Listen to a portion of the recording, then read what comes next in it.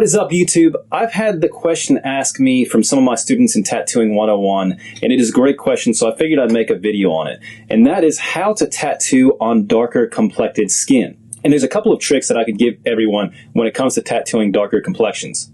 And as always, if you're new to this channel, I'm Brandon from Tattooing 101, and make sure you're liking and subscribing down below and hitting that little bell notification so you could stay up to date on all the new videos we come up with each week. Okay, so now let's get into it.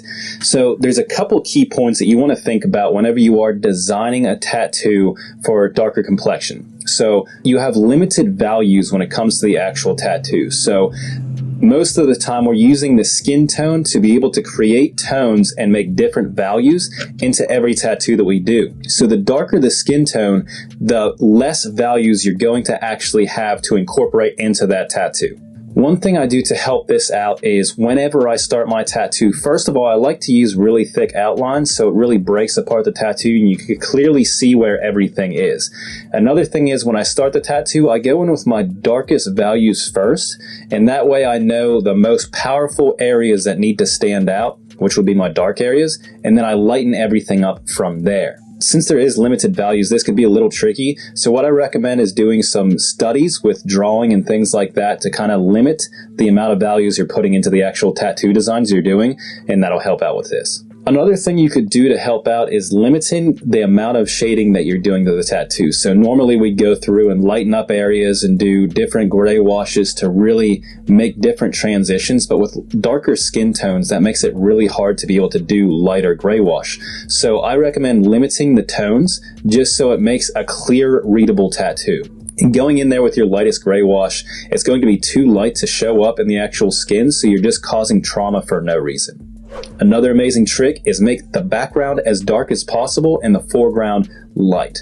What I mean by that is doing the background in black and making it really powerful and dark, so that way it pushes the foreground forward, so all of your light areas are going to be inside of that area and it makes it stand out that much more. Whenever you're designing tattoos like this, you want to make sure that your values are really distinguished so everything stands out exactly how it's supposed to.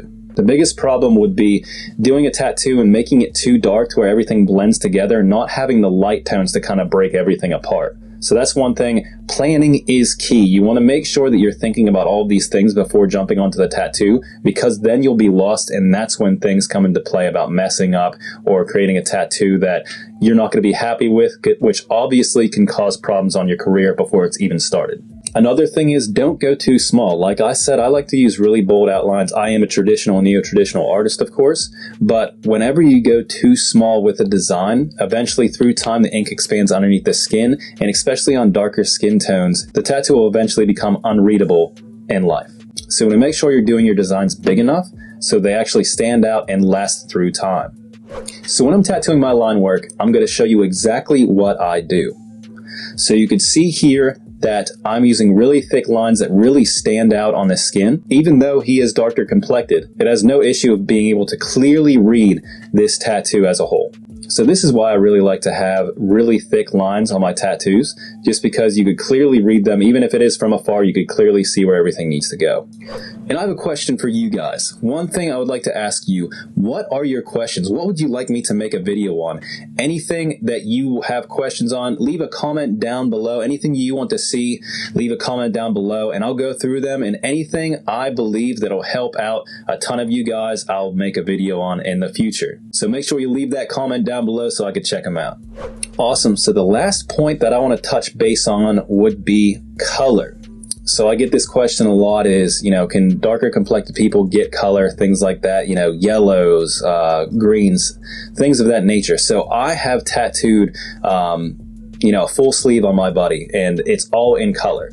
So one thing you want to think about is that the colors that you're putting into the skin are going to show up darker on a darker complected person. So obviously my skin tone is a little bit more tan than someone with a really light skin tone. So the colors in my skin are going to show up darker, of course. So if you have a really dark complected person, those tones inside the skin are going to be much, much darker as soon as they're done healing.